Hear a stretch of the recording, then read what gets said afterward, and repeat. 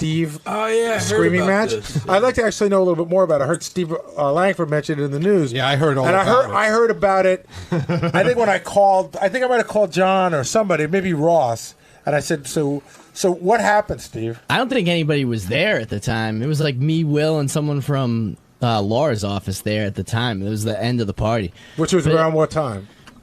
Midnight, I guess, Okay. 12:30. I don't know. It gets hazy, but I was wearing that gray suit with the red tie. Mm-hmm. So as I said to you, I mean, we were saying Pee Wee Herman was being floated around quite a bit, but so the end of the night we're sitting there, and Ganji makes 5 or 6 comments that I just ignore. I don't even say anything about them. And then on the 6th one, I just said, "Hey Ganji, you made the joke 5 times. Now why don't you let it go?" And he makes another one. And I said, "Hey, Ganji, you know what? I don't really like you. And you keep making these comments, and I'm trying to ignore them." And he makes another one. Now, Will is dying laughing while this is going on. Which doesn't help. No, which doesn't help. But Ganji thinks what he's saying is really funny. So now I start getting mean, and I'm like, "Ganji, Will's not laughing because he thinks you're funny. Will's laughing because he knows how much I hate you and that I'm getting bottled up right now, and you keep doing this." And he kept doing it. So then I got up and got in his face a little bit, and I was like, "Ganji, just walk away. Really, I don't like you. Like, shut up, And he just kept going, and then so I walked away. Ganji, what did you say to Steve that upset him so much? I don't even know, and Steve should just grow up. He's acting like a little baby, and that's the biggest problem here. Let's work this out. Come on, man. He's a little baby. Shut up, Ganji. I was trying to be adult about it, but you know what? You weren't, so fuck you. I don't need your shit. You were the one, Ganji. Was I sitting there minding my business, or was I talking to you? Was I provoking you in any way? I didn't know you harbored these ill feelings towards me. Well, I told maybe you. You should have said something. No. You said something when you were all drunk and obnoxious. Maybe you should have said something a little bit sooner, and I wouldn't have said anything. Excuse me, I wasn't drunk and obnoxious, Ganji. You kept making fun of me, and I politely and calmly, as Will point out, or Rich will, I said, "Ganji, please stop." I thought we were friends. I didn't realize. Oh, and then I told you before things got out of control that we weren't, and you continued. Yeah, but we were just busting balls. No.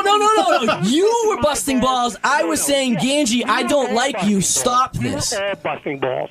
It wasn't just me. Everybody, we were all busting each other's balls. We just said there was 3 people there. Will, who knows I don't like you and is an asshole like that, and tried to provoke the situation, and you. You know what? Then he did a good job. So what? You know what? Then he did a good job. He provoked the situation. Yeah, and I was telling you that that's what he was doing. I'm going, "Ganji, he knows I don't like you, and he knows I'm going to flip out." And you just kept laughing and doing it. I didn't know you didn't like me. And I told you right then, Ganji. Calmly, I said, "Ganji, I don't like you. Please stop this." And then I said, "In fact, Ganji, I hate you. Please stop." 60 in 2 seconds. You you went straight from, "Ganji, stop. I don't like this." I let you say it 6 times before I even mentioned anything, Ganji. Well, how am I supposed to know you didn't like me? If you didn't, why didn't you say something 6 months ago? I just said, why? I never even see you, Ganji. Who cares? That's the thing. You should have opened your big mouth. You're a big pussy. And you sat there for a year saying you didn't like me to everybody else except me. No, just to Will, my friend, who I sit next to every day at work. Ganji, we were doing fine with you not knowing that I don't like you. All right, so why would I say anything about it? You did like me. I would have never talked to you at all. I would just walk by you in the hallway. Okay. I would say, "Hey, Steve, how you doing? Hey, Steve, good morning. How's it going?" I don't do that to people who don't like me. I tuned into the wrap-up show yesterday. Did you hear any of it? No. You know Steve Brandano, who hosts the Intern show? Of course I know Steve. He hates Ganji. I didn't know What this is was that all about? It's like a huge thing going on, and I was like, wow, Steve Brandano has a lot of thoughts about people. And why does he hate Ganji? From what I understood, Steve feels Ganji ridicules him and then doesn't stop. And he doesn't want to be ridiculed by Ganji. Which is funny. Nobody calls Mike Ganji Mike. They call him Ganji. Ganji. What is a He's Ganji? become a Ganji. Ganji. So I just thought it was interesting. Like, I never know about these fights. That's why I have to continue having this Christmas party every year. Something good comes out of it every year. Things come out of it every year, yeah. Last year it was Benji's girlfriend was wild. You know, we all thought she was wild. This year, Steve Brandano has a feud with Ganji. Who knew? And how long has this been going on? I don't have a feud with Ganji. I just don't like Ganji. Yeah. But how long has that That's been it. going on? I haven't liked him for, I don't know, a long time. I don't know. You didn't hear them going at it. But here's what happened. So at my party, Steve decided, you know, to be fun and dress up with a suit and a red tie. And Yeah. a couple of people said to him, hey, you look like Pee Wee Herman. And, you know, Steve thought it was funny. And I agree, yeah. Then, of course, Ganji, being so original, comes up to Steve and goes, hey, you look like Pee Wee Herman. Does Ganji know he's hated by Steve? Well, he didn't know this. And so a couple of times, Ganji keeps saying it over and over again, evidently, at the party. And so Steve finally said, Mike, I don't like you. Please leave me alone. And Ganji, I guess, was drunk and didn't really understand. You know, He didn't get it. He didn't get it. He was like, wow. He just kept going on about how he looked like Pee Wee Herman. And then it came out on the wrap-up show that Steve hates Ganji. Like, just dislikes him. Oh. And it was kind of funny because, like, no one really dislikes Ganji. No. I'm not thrilled with him, but I mean, nobody really dislikes. But like Steve he's just rubbed the wrong way by Ganji. Wow. It's pretty interesting. Like that, I would never pick like that scenario. You See, summed I it up very well, understand. though. That's exactly it. Yeah, well, I got to the bottom of it because I was intrigued when I heard them on the air. Yeah, I understand JD not liking Jared. Right. But That's I don't understandable. understand this. Yeah, but it's not the same thing as JD not liking Jared. You were completely unaware that he didn't like you. Absolutely. When did you first start really kind of disliking him? At Will's wedding. What happened there? Now, I had just broken up with my girlfriend, and at the time, I guess, at Will's wedding, Ganji and I were really the only single guys that were there. Right. And so we went to a And bar. up until this day, you didn't have any feelings really about him. You know, We you- never even talked. Like, Right. we work here, but he works at TV. I don't really ever see him or talk to him. And so, I don't have a relationship with him at this point. Right. We're the only single guys after the ceremony, so everybody's way drunk now, but we went to another bar. And then I get and Ganji's just, like, going at me about how, I don't know, he's gonna pick up women and, like, I don't know. What? He was just I know what you mean. He was because just getting on me about it. When Ganji was younger and I used to see him more around here. Here now, I've created a job where I don't have to see him. He used to like we'd have Tori Spelling coming up, and at the time Tori was on Beverly Hills 90210, and he'd And say this to was me, his dream girl. and he'd always say to me like, "I can get her. If I could meet her, I could get her. If I could meet her, I can get her." And meanwhile, he was getting no one. He didn't get anything. And that's the thing what Robin said about JD and Jared. It was like, if Jared was saying that to me, then I could be like, okay. But this whole thing, like, what? I don't even remember. Was he bragging to you? No, he was just more making fun of me. He wasn't even saying, like, I'm a ladies' man. He was just making fun of me. And I'm like, What is planet this? do you You're, make you're fun of 15 me? years older than me. You're 200 pounds fatter than me. And you're making fun of me. And what was he making fun of precisely? That you were alone at the wedding? Yeah, I can't remember. It was just Yeah, because like. it was probably nothing. That was the Right. thing. It was probably a nothing comment that, in his drunken mind, he blew up. And I you keep think- saying, like, in my drunken mind, I'm blowing up right now, Ganji. It has nothing to do with You being kept saying drunk. he's sort of I know, but you can't arrogant. even remember what I said. That's the thing. It was from 3 years ago. He's saying the gist is that you're arrogant. That, in other words, for a guy who doesn't get any pussy, you're always sort of like, I'm a good-looking guy. Do you ever look? you know. Honestly, do I ever do that? Listen. Ever. When Yes, I you don't used to do know. it all I've- the time. I was a goof with Tori Spelling. That No, was but you've done it with 50 other years girls. Ago. No, I know. I really don't. her, I could get her. As a goof, I'll say that. Sure. All right. But the point is, you're goofing with me, who we don't have any kind of relationship at all. So all it is a guy that So I did he don't know goof on making you? fun of me. What was Yeah. the latest incident with this Pee Just Wee the Pee Wee Herman? Herman thing. And once again, I let it go 5 or 6 times. It's fine. Why But do you have then- to keep nudging him with this Pee Wee Herman thing? Because it was Will and I sitting together, and we were all good. Will was goofing on me. We were goofing on each other. I thought we were having Was a I good goofing time. on you? You know what I mean? Was I goofing on you, Ganji?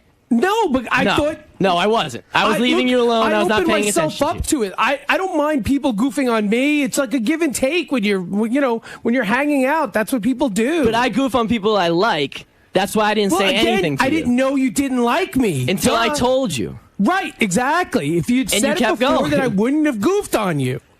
Once he said he didn't like you, why did you keep goofing on him? Well, because again, I didn't know he was even being serious at the beginning. Right, sometimes the guy will go, I don't like you. Yeah, exactly. And I didn't know he was being serious. And then once he was serious, I got all serious, and I was like, "Well, Steve, hey, I like you. Why don't we work this out?" And then he blew up even more.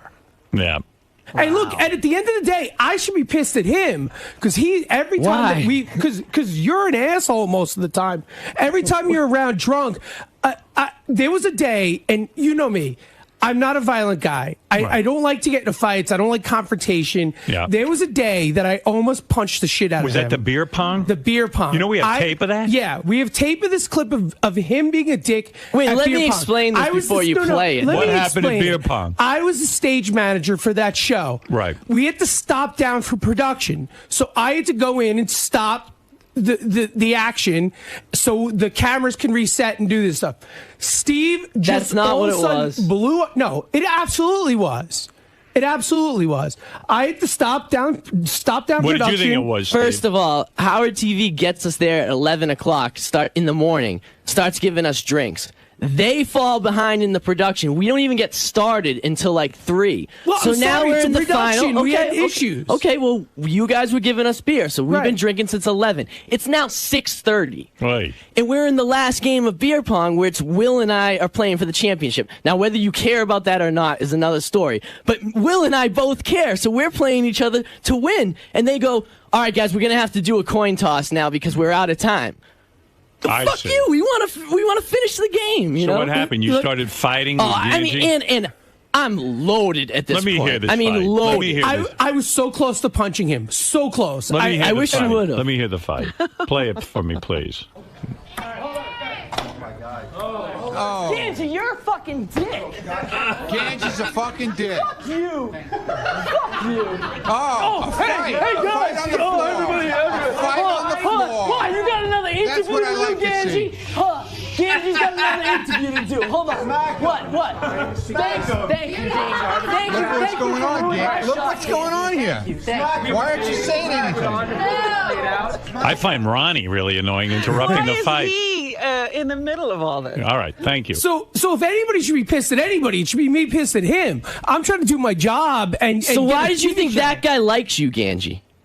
I chalked it up to, all right, he's drunk. So funny that these and- two don't like each other. So then you well, should. it's not a these I just two. chalked it up to you're Ganji drunk. was fine with Steve. Yeah, Yeah. I actually behaved there. I didn't even argue back with Yeah, you. you're sober. I've been drinking since 11 a.m. Is there anybody else you don't like, or is it just Ganji? No, but once again, like I tried to say yesterday, say there was somebody around here that I didn't really like.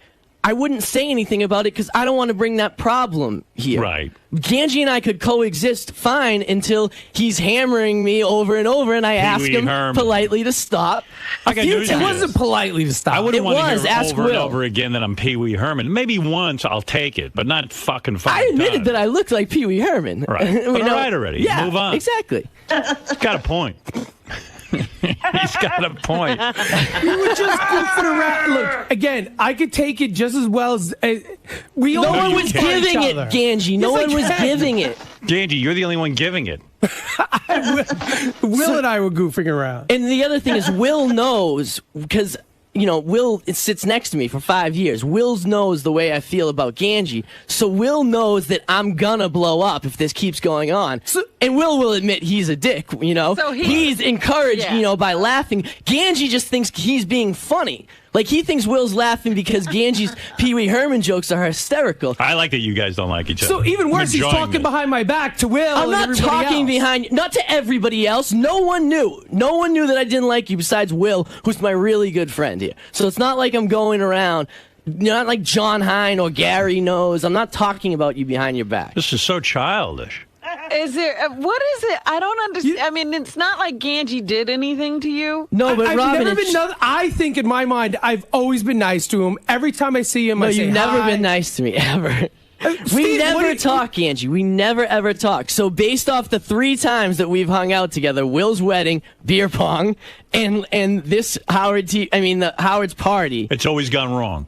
I mean, yeah, or at least 3 times in 10 years you hung out with this guy, and every time it's a miserable And situation. as I said at your party, I think I handled myself well at your party. I tried to, I even said we're at the holiday party. Let's not do this. It's going to get bad. And Well, you said you were yelling, let's not do this. It's going to get bad. As I'm saying, hey, Steve, I really like you. Let's work it out. No. I was yelling it when you were doing Pee Wee Herman. And then afterwards, when you start giving me, I didn't know that you don't like me. Let's work this out. I'm like, why? Why would I work it out? You just don't want to be around Ganji at all? I'm not around Ganji. Right. But you're letting him know you don't like him. He rubs you the wrong way. The 3 times you've ever been with this guy, each time he's a fucking obnoxious asshole. Exactly. And if you're gonna bust someone's balls, you should be friends with them first. Yeah, get to know the guy. And there's nothing that makes. I'll And take him out to dinner. there's nothing that you should think that we're friends. I don't know how you would ever think that. We're at the relationship where you can bust my balls over and over and over. I assumed that we were, but okay, Plus, I'm sorry. Probably chicks were around. No, there wasn't. No, I just dislike Ganji. Right. No, I'm just thinking he shouldn't be calling you Pee Wee Herman in front of chicks. No, I wouldn't. I probably wouldn't have done that if there was chicks around. He probably That was would. the thing. It was guys. It was just a couple guys. You know what I mean? Right. It was just us guys. He's not hanging like a around. dick in the hallway when he sees me. I just don't want to be made fun of by Ganji, and I don't like him. Well, it's fine. I'm glad I know. I'm trying to now, think if at I least. like Ganji.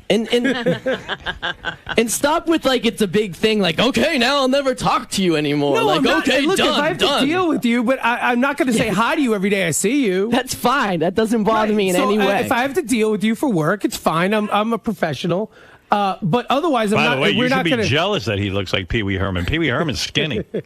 You got to lose some weight, dude. Oh, I can't believe I hate you. I hate you. Why would you say that? Every time I see you, I'm making fun of you. You must hate me. Right? That's exactly the same situation. Steve's a little sensitive. I know he is. Well, what can I tell you? All right, you two maniacs. We now have a new feud. Ganji and Steve Brandano. I don't know how to resolve this one because it's just a personality. You know thing. what? For such a young guy, though, you seem to hate a lot of people. Don't you hate Steve Langford, too? Yeah, and I have a good reason to hate Steve Why do you Langford. hate him? Remember, I went to that Rolling Stone concert. My girlfriend was a teacher at the time. I said, my girlfriend doesn't want to be interviewed at all. Right. And all he tried to do was interview her the whole time he was there. That's pretty obnoxious. Yeah, it is. So that's it. He also hates a lot of other people around here. Who? I heard you hate Richie Wilson. I do not hate Richie Wilson. I like Richie Wilson. That's not what I just I had a heard. party a couple weeks ago and invited Richie Wilson. All right, that's not what I heard. I like Richie Wilson quite a bit. We've hung out quite a bit recently. Does he make fun of you? No, but if he did, it would be okay. All right. I like Richie. Yeah. No, I don't have Who a do you problem with hate anyone. more, Ganji or Steve Langford? Steve Langford. No Yeah. question. Steve Langford has no soul. Ganji's a good guy. He just He's a douche. insults me, and I can't understand it. Steve Langford's I awful. didn't think I was insulting him. That's what's funny. I really didn't. Wow. I thought I was try being to be friendly with somewhat him. empathic. And when someone tells you you're insulting me, please stop. You might want to Absolutely. please stop. All right, I'll take a note of that. All right. I'll take a note of that. You like Taking Lisa a G? note. Yeah, Lisa G's a harmless person. She's annoying sometimes, but she's harmless. I don't hate her by any means. Did you used to hate Sal, too? Yeah, a long time ago, Look at I this kid. disliked Sal. Yeah, but Sal admitted that was something that he was doing, and What did he do to you? He would just go like, "Hey, Steve, how was your weekend?" And I'd be like, "Oh, it was good. We did blah blah," and he's already walked away. You know what I mean? So it's like, dude, don't come ask me how my weekend was. And he admits that, and Sal and I are good buddies now. He's always the comedian, like Sal. Yeah, but he's adjusted. He's in therapy and stuff. All right, very nice. All right. Great. He'll go to therapy and won't make phony phone calls. All right, thank you. All right, Ganji, try to straighten yourself out. And Yeah, thanks I'll for try the to- party, Howard. It was a great You're time. welcome. It was a good time, except for when Ganji insulted you. It was All a right. great time. I had a good time with Ganji. I sat and talked to him for a while. We did. We had a nice long Did you have talk. a good conversation with Ganji? We talked about how hot Beth looked. Yeah. That was like, We spent a Oh, lot that's of right. I remember Yeah. the question. Do you ever get tired of looking at her? And I said, no, I don't. yeah, she looked good. Yeah, she was looked half good. naked. Yeah, she had half her dress was off. Yeah, her asshole was hanging out. Yeah. She was- What? Hey, easy. No, sorry. That I was- know. She looked good. All right. Thank you, Good. Ganji. It was very good. He Good part. says to me, you ever get tired of looking at her? I go, of course not. How would you get tired of looking at her? You have to be dead. Oh, my goodness. Well, I enjoy it. I enjoy it. I like my wife dresses up in outfits. I like it all. I'm very grateful to be with her. I don't take her for granted. Steve, Yes. did you see the other side of this issue while you were talking to Howard just now? No. What's the other side? No, that, he brought up all these people that, you dislike. Are you... It's not true. He brought up Steve Langford, who I dislike, who I've admitted to.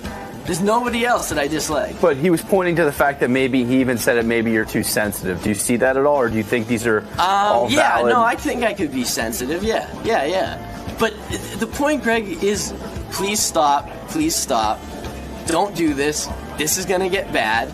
I don't know how else you handle that. You know? You can only warn someone so many times. Yeah. So, I may be sensitive, but I don't think there's plenty of people that I'm friends with that have said way worse things to me than Ganji have, and I'm still friends with them. So I'm not that sensitive. So Ganj, that argument, everything seems to be out on the table now. There doesn't seem to be any discrepancies about, where each person was coming from. But it seems like, all right, look, I know he hates me now, which is fine. I'm glad to know, because I won't waste any energy like trying to forge a friendship thing. I don't want to sit there and waste time every time I see him to be nice and cordial. I can just say hey and just move on. I don't need to deal with that anymore. Now, from your perspective, you saw it as guys busting balls, and that was it. Look, we do it all the time around here. That's what we do. We all, like, when we're all together, we just bust balls, and I thought that's what we were doing. I didn't think anything more than that. I didn't think I was being extra mean. I didn't think I was being a dick. I thought we were all just goofing around on each other. And like I said, I have a good sense of humor. I can take it when somebody does it to me. I expect everybody else who works in the show would be the same way, because that's what this show is about. And I feel like when you don't, I kind of think differently of you. I wasn't sure. I thought he'd have a sense of humor. Now, you mentioned yesterday on the wrap-up show that he's condescending. That was a point that didn't really get addressed. Yeah, that's true. How do you feel? You just feel that because he's been here so long that he talks down to some of the young guys, or views them as kids? I don't know. Was one... He talks to me like sometimes like Gary talks to me. Gary, who I work for, like, and respect, you know what I mean? None of those things. I don't work for Ganji, I don't like him, and I don't respect him. So it's fine for Gary to talk to me. Gary's a mentor to me. Ganji is not at all, so don't talk to me like you're a mentor. Or some type of elder statesman when you really... I don't even know what Ganji does at all. And it definitely doesn't have anything to do with what I do. Now, you've been with the show for a long time. You've been in Steve's shoes before. Has there ever been anyone in your past that you've had limited interactions with, and when you guys do hang out, they tended to bust your balls, and you sort of formed the same type of opinion? Can you relate to his? Not really, no. I mean, I've been here a long time. I mean, look, I've actually worked with people who I was close with here and would bust my balls, and sometimes it would bother me. So, I could maybe say they bother me, but I would tell them that they were bothering me. I would tell them that I was I was getting mad.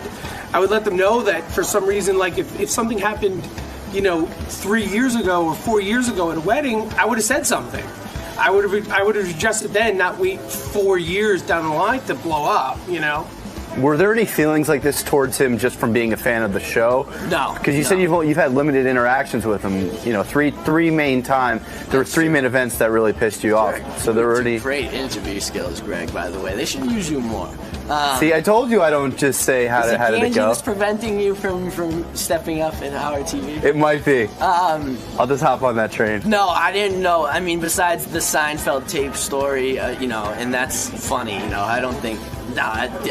His show status does not affect it in any way. He's just been 3 for 3 and annoying you or needling you for unnecessarily without really knowing you as a person first. And by the way, the beer pong, I will admit, I mean, I was out of my mind drunk. We've been drinking since 11 a.m. Everybody there was in front of the cameras. So yeah, a lot of that had to do with alcohol. This time at Howard's party, not at all. Now, do you think you just touched on a nerve with Steve, with women and things? He feels like you don't have the right to be talking. When maybe he feels like because we're the two single guys on the show that we should have some sort of bigger bond. I don't know. I don't know what it is. I mean, he brings that up a lot. So maybe he thinks we should have a bigger bond of some sort. I don't know. I don't know why it touched a nerve. I just think he's a sensitive dude, I guess, And everything would touch a nerve, no matter what it was. And I don't believe his whole thing, if we were better friends, it would have made a difference. I don't think so. You just think it's a personal. I think that's the way he is, is, and I think he's very sensitive. And I think no matter what it would have been, he would blow up because he's got anger issues. Now going forward, it seems like there's going to be a little bit of awkwardness, but it seems like both of you have agreed to move forward and work with one another. It can be cordial. Yeah, I mean, the only times that I could think that it could be a problem at all is sometimes hanging out with, like, Ronnie. Ronnie hangs out with, like, Ganji and so I could see there'd be some times where I hang out with him that could be a problem. But other than that, we really never see each other. So, no, I don't think it'd be too much of a problem. The annual beer pong tournament's coming up soon. I mean, this could be the perfect storm of Brandano Ganji Part 4. Let's see the beer pong thing come around, and it'll be different when Ganji's playing beer pong because he'll suck and then he'll have nothing he can say. And so, like you said, going forward, you can just be cordial, and that's about it. Absolutely. I'm gonna look. We both work in a very tight quarters here.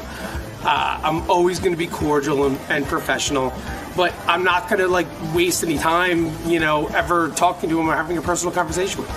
It's just not important to me now. Do you foresee in a situation with drinking in the future in a social gathering, Ganji Brandano Part 4, or is this No, because I wouldn't even include him in in a conversation like that. So it just wouldn't. It'll probably never be set up like that again. So no. Just stop it, Gan. Just stop it. I don't want to sorry. hear it. No. Sorry, man. I told you to stop. Stop. Stop talking to the camera. Why can't you do that? Once again, I think that's my main thing. I think that's the thing that makes me so mad. Is unattractive large guy is making fun of me, and I just and then it would be the same thing if you just beat somebody at beer pong and then they're making fun of you.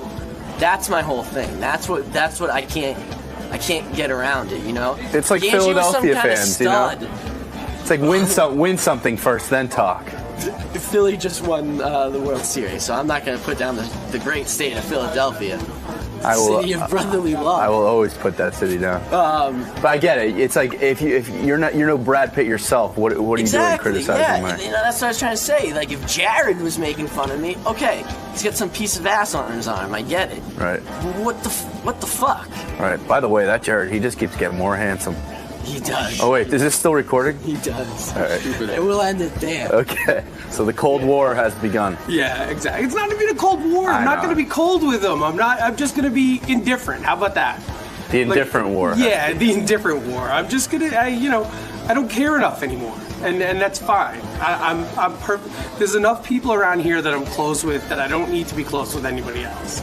So, look, I originally wanted to solve this problem and make good because, I don't want to be mad at anybody. I kind of feel like this place is like, my home and my family. I don't want to be mad at anybody here.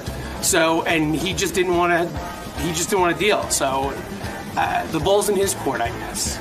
If he wants to deal with it, then we'll deal with it. If not, it'll just go. We go again. 5 more years. Happy New Year, everyone. Happy New Year to you. That alarm went off, and I said I was out. I was done with this, and now I'm back. I was like, start the countdown all over again. Turn the clock back 5 years. How many more years to go? Whole 5. Well, whatever.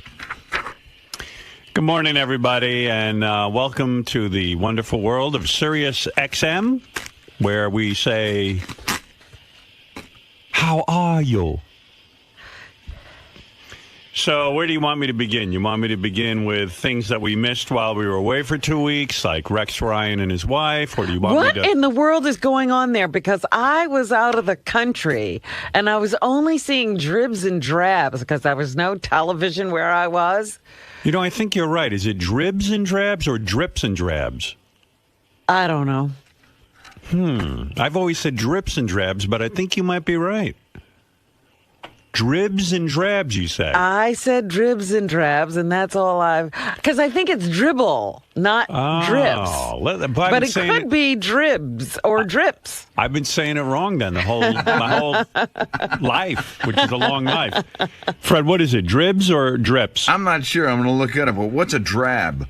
I don't know. I don't know what a drab I think the key is first finding out what a drib is, and then you might know what a drab is. Because Robin heard dribs and drabs, and I heard drips and drabs. Maybe we heard different stories. Where'd you go? Thailand, right? Yeah. Well, how was that? Oh, Really? I loved it. I can't believe it. Loved it. I'm sure I'd never see you again. It was like detox paradise. I was in this place that everything was so healthy and everybody there was into their health. It was amazing. And people from all over the world, not just, like from right around the corner. In Thailand. So I was with people from England. There were Dutch people. There were people in Thailand. Germans, Italians. People in Thailand are into fasting? They have a bunch of these kind of retreats over there, yeah. I'm shocked. Yeah. I figured they're all like, scraping around for dribs and drabs of food. I can't. They actually have, they have a lot of vegetation over there. Yeah. In fact, they have monkeys. Did you know that they get, the coconuts are up in the trees? Did you know they have monkeys go up and get the coconuts? They train them. The monkeys are born and go to school for 2 years. Wow. To learn how to do the whole coconut thing. Beautiful. I guess they give them a treat when they bring down a coconut. I don't know. Well, there's 2 years of training. I don't know. Wow. What a life. And that's a good life for a monkey. A great life for a monkey. And I said, where do the monkeys live? Well, they live with whoever owns them. They get to live in the home with them. Takes 2 years? I could learn that in a year. Well, look at you. You're a very smart monkey. Why monkeys? Why not give me that job? Well, are you going to scurry up a tree? These are very tall trees. Nah, I could do it. There are Americans out there who need work. Wow. I think of Thailand as A, depressing, B, disgusting, C, incredible. Well, you don't know anything about it, Well, though. of course I don't. Who said I did? I'm just telling you what I think about it. I think about, like, very tiny people running around, like, living on top of one another in huts. Well, I wasn't in the big cities. I don't know how they live there, but this was a very, just an islandy place, and it looked like any other island that you go to. I'm sure if you went out to some road All right, give in me the your Caribbean. day. Give me your day. In other words, you Well, get to I was this. on this resort. I didn't see the rest of the country. Oh, because I picture it like, I don't know, like the worst, horrible. Well, when I was leaving the airport, the funniest thing was there was a 7-Eleven every 200 feet. And you didn't eat the whole time. You just juiced. No, I ate a raw diet because they just, they had juices and raw food and, the whole plate. I mean, everything they make is healthy at this place. And the place was packed because that's what They people only have want. 59 rooms, and so there were like 70 guests there. And they had, there was a couple of restaurants on the resort. Do you enema? And they had colonics. They had all kinds of massage. They had all kinds of doctors. You could get acupuncture. You could get Ayurvedic medicine. You could get regular Western medicine. And they're all Thailand guys? No, they were from all over the place. No. Yeah, Chinese doctor was Chinese. And who runs this thing? I mean, A couple of people created, and then they brought in some hotel guy to create the hotel. But the philosophy came from them, and even the chef. Everything. Like it has to be healthy. no. That's the first. His food has to be healing. Wonder why they do that in Thailand. Like, why not have that happen in somewhere else? I don't know, but it was amazing. I figured you're the only one who would fly to Thailand to get this treatment. I was like a short timer. Most people go there and stay a month, and most of the people there have been there over and over again. Like, I'm a latecomer to this. They knew about it all this time, and they've been coming there for years. I watch day after day people coming in and the staff hugging them because they recognize them and know them from the year before. So people will come there and stay for a month or two at a time. So rich people go there and they pay them to like basically starve. They pay. No, not everybody's on a detox. Oh. They have several different I see. menus, but you can also have, like right in the restaurant. You don't have to say, please don't do this or that. They have something there for everyone. They have a pool? They had a couple of pools. The beach is right there. Oh. Wow, I had no idea. Yeah, there was everything. Big sauna cave. Pool have water?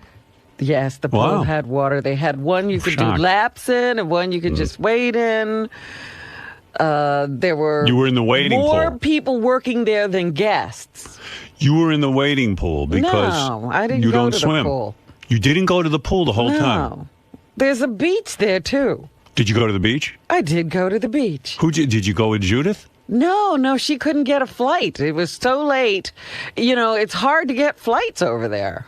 And everything was booked up by the time she was You're trying kidding. to... That many people want to go to Thailand that she couldn't get a flight. Yeah. It's Oh the my busiest God. time. It's their season. The season starts in Crazy. December. It's fucking crazy to me that anyone would want to go to there. Once I got there, another friend of mine called and said, a friend of mine is going to the exact same island that you are. They didn't wind up at the same resort because there's a lot of resorts and spas there. And are there bugs and shit in the room and fucking disgusting No. flying I things? had my own little house, my own little hut. A hut?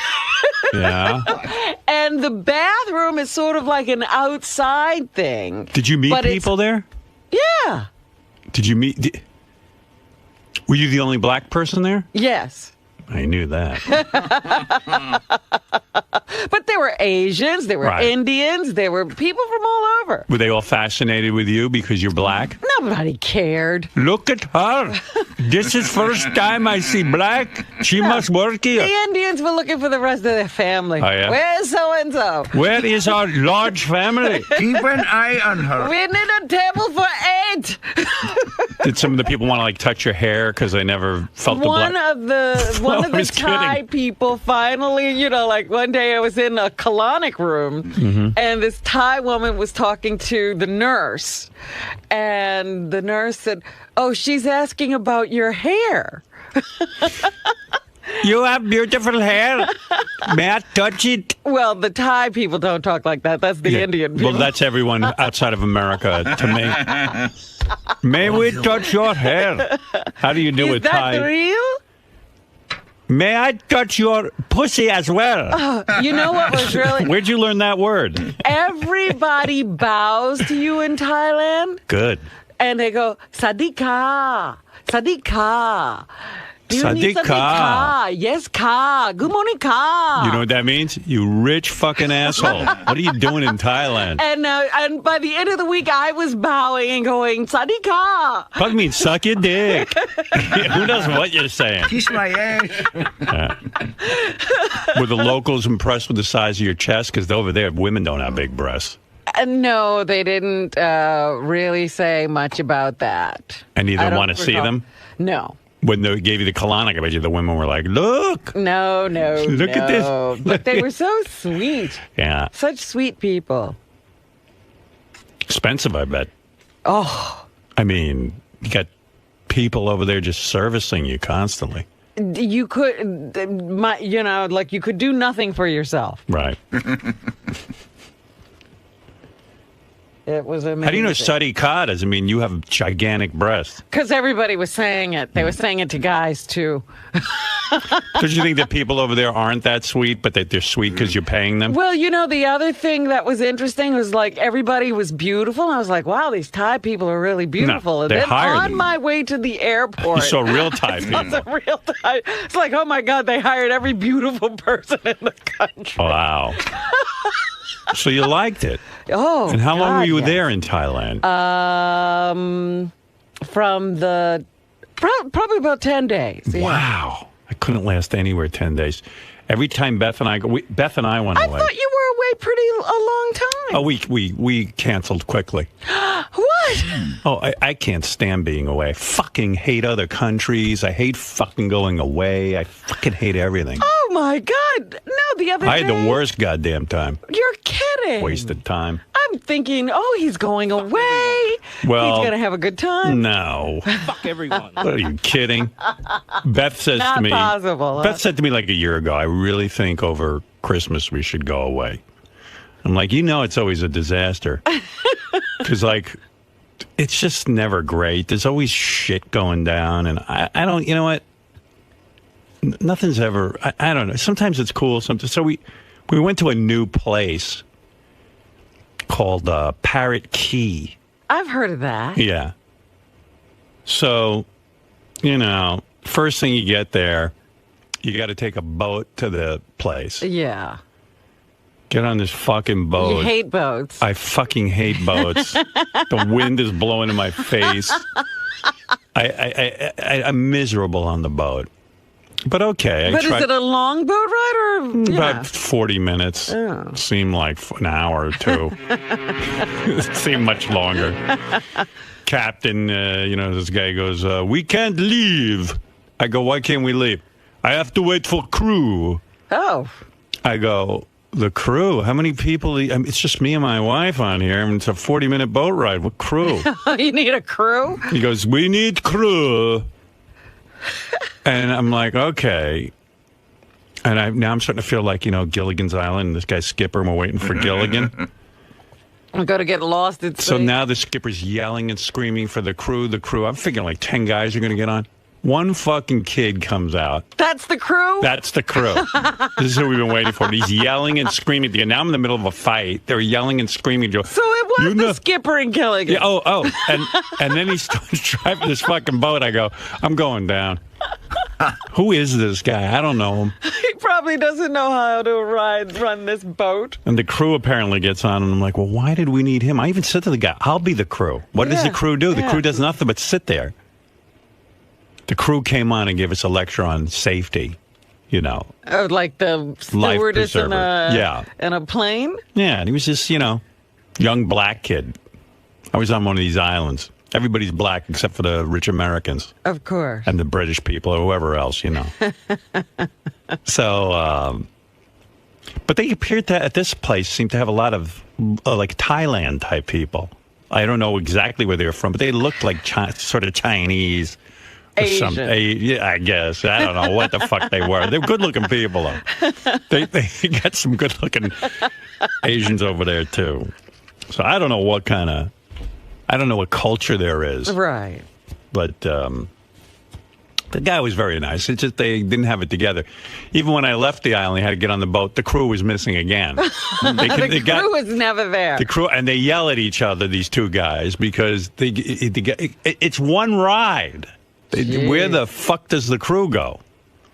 So anyway, we go into the island, and every minute on this island, they're like, it's super exclusive, blah, blah, blah. Then every minute they go, there's Bruce Willis' house, Donna Karen, Keith Richards' house. They point to where the house is. So it's exclusive, but everybody knows. Everyone knows. And who's there and where they live. And the big deal is that Keith Richards, Bruce Willis, and Donna Karen all have a house there.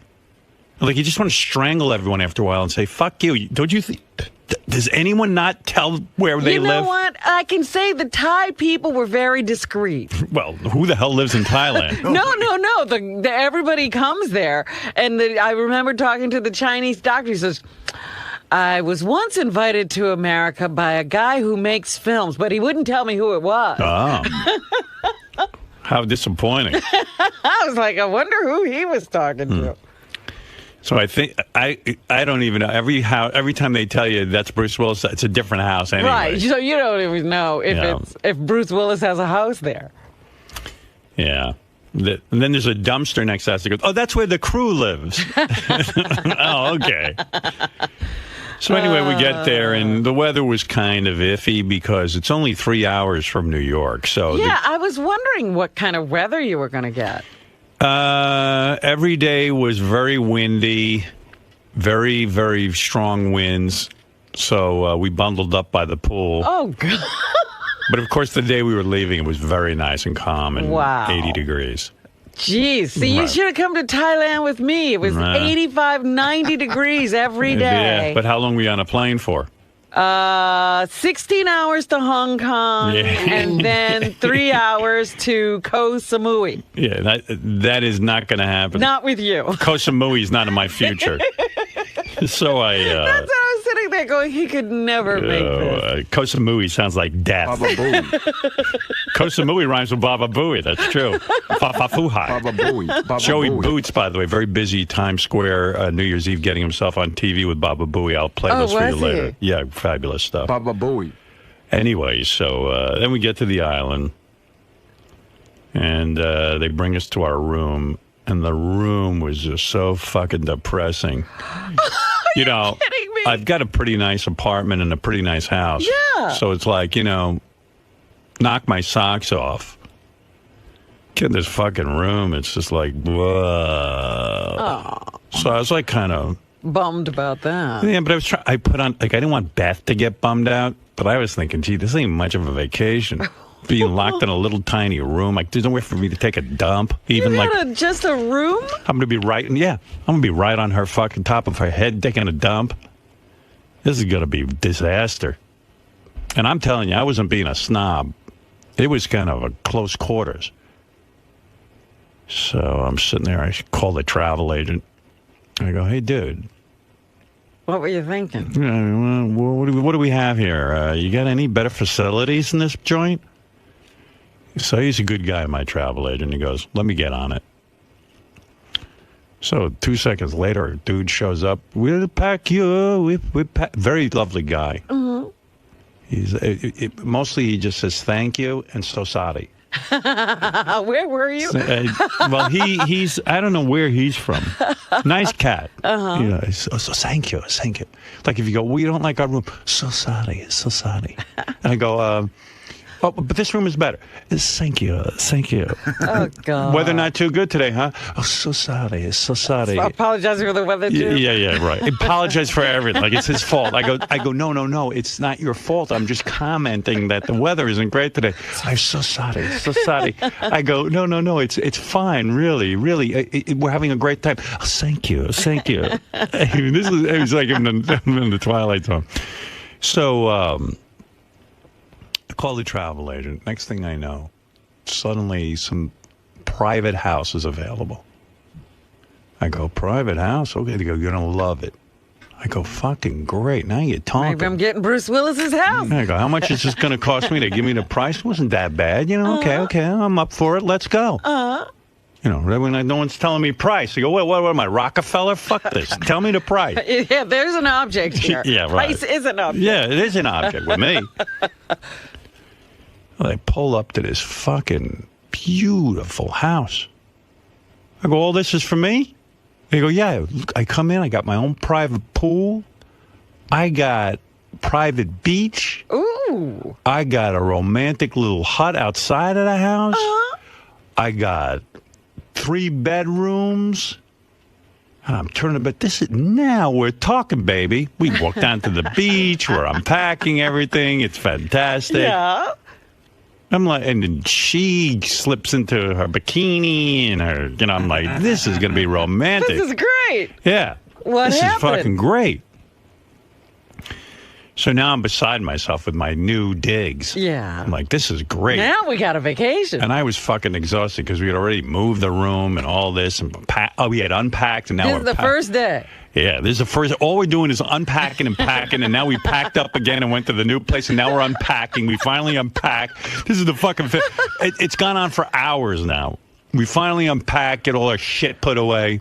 Because even the guy who goes, thank you in Society, he goes, I unpack you. I'm like, no, that's cool. Yeah. No. He goes, I don't need you. I don't need you. Oh, Society.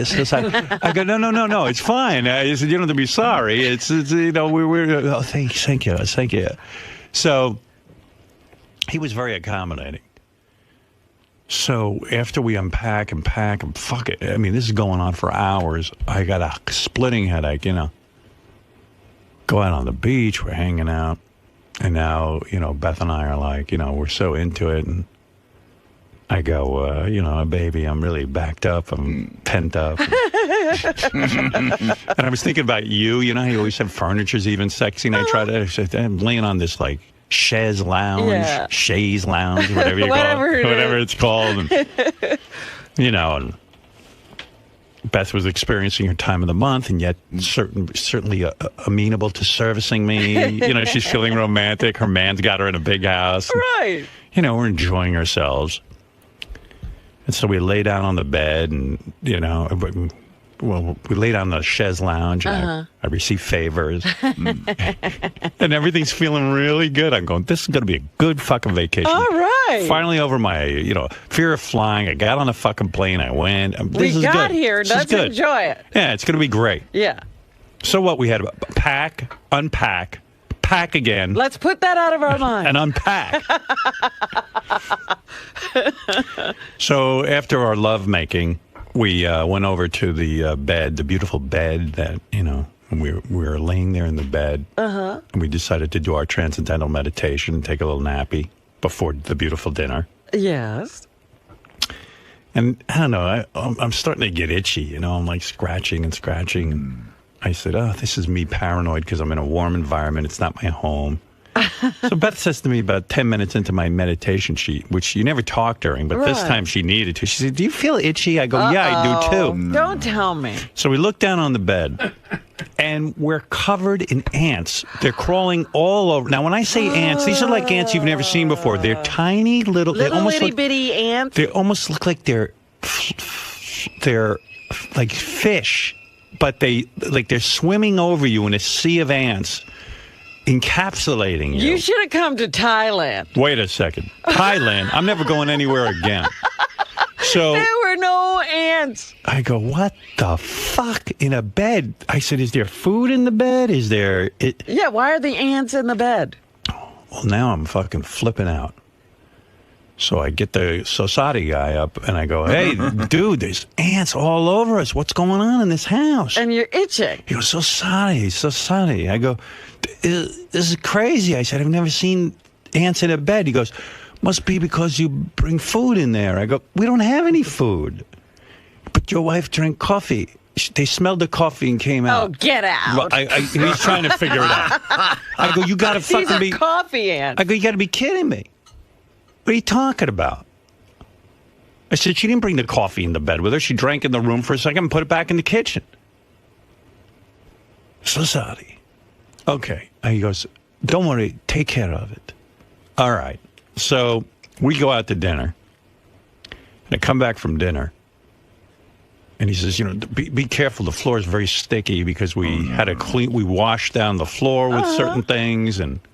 But it's sticky. Well, all I know is I walk in there, and it smells like a hospital. I don't see one fucking ant anywhere. It's like ant holocaust. There's not. They got wiped They must out. have swabbed the decks with everything. I'm sorry. And the smell is a little weird, but we go to sleep that night, and I wake up with a massive headache. And Beth's glands are swollen. Oh, my God. Now we're like, what do you think's going on? I go, so Beth tells me I'm just being paranoid. Now you're poisoned. Yeah, well, we go out for the day. Every time I come in this room, I get a fucking headache because I don't even want to be in there. So then I come back in the afternoon, and I go to wash up, and I take a little washcloth. I pick up the washcloth, and it's covered in not 100 ants, not 1,000 ants, 1,000,000 ants. The washcloth. I go, these are ants that live on inanimate objects. There's no food. And then I'm realizing maybe it's because I wipe my mouth with toothpaste. Oh, stop. And I think they eat the toothpaste. Oh, these are starving ants. These are fucking crazy motherfucking ants. They're back. So I called the Society guy. He goes, oh, Society. What day is this of this vacation? This is day 2. Society, you must use toothpaste. No. He goes, Society, I get rid of ants. So okay, I go, okay. Come back after lunch. No fucking ants. Okay. Sit down at my computer. Now there's ants all over my computer and ants all over the desk and all that. And I tell the guy, and he goes, "Don't worry, I got rid of all that shit." But you never saw ants like that. They're not even looking like normal ants. If they were normal ants, I could handle it. They look like flying you fish. Could predict what they were going to do. They're whacked out of their fucking skulls, these ants. They're fucking crazy. You can't even predict these ants. Because these ants are going to places where there's no food. Yeah. They had a jar of nuts there. I had them remove the nuts. I had them remove everything. I said, this is crazy. I hate this fucking place. So anyway, they come in. I don't know what they did, but now I got a more massive headache than ever because the place stinks like a hospital. I mean, like, there's so much. I thought it was like a ant repellent. Who knows what it is? Yeah. So we're there, and I wake up with a bigger fucking headache, and Beth's got bigger swollen glands. So Beth says, "Let me look in the garbage." Oh God. She looks in the garbage, and she finds cans of this shit with a big X on it. And that's what they've been putting in the room? Some kind of insecticide that they're treating this room with to get rid of these ants. Right. So I call up my travel agent. I said, listen, no mas. I got to get out of here. I said to him, look, I got ants up my ass. Oh, my goodness. They're spraying me. I got massive fucking headache. I got to get out of here. Now I'm only 3 days into the vacation. 3 days. And I'm ready to get the fuck out. Jeez, Howard. I said, can you get me a flight out of here? Let's go. Well, they call up. They tell me we want to leave. So, okay. But they said the nearest flight was 2 days. I said, I ain't staying in this. I read. Beth took a picture of the can of shit they were spraying. I'm not even sure if it's legal in the United States. Right. It might be your old DDT. I got to bring in. I think I'm living proof that you can live through DDT. I'll tell you how bad it is. You know when coal miners go down into a coal mine? The canary. There's a canary. If the canary dies, it tells you what? Right. The air can't go. The air is bad. That's how the coal miners know. Well, Beth on day 2. And now we've been sprayed to death. She sees a cute little salamander, about half-inch long, beautiful in the bathroom. She says, "Honey, would you go in the bathroom and help the salamander out the door?" You know, it was having trouble. Right. I said, the salamander is probably getting sprayed. Who knows? So I go in the bathroom with Beth, and I take my towel to scoop up the salamander. And I see he's stuck to the wall. Oh, no.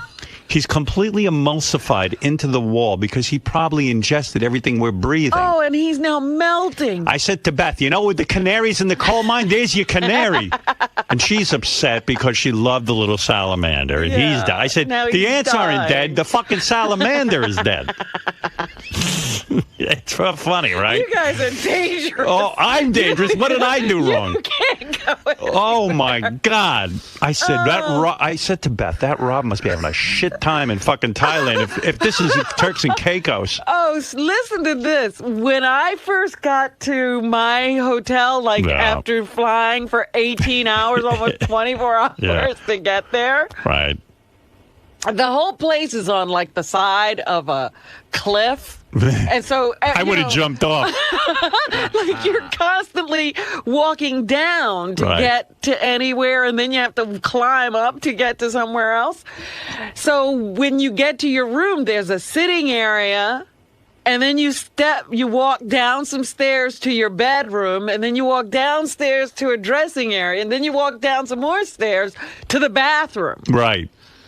And so, and they have the bathroom really closed off. And so, everything else is open. Those doors to the bathroom stay closed. Right. So you open up the bathroom, and it's almost like an outside area. Outhouse, yeah.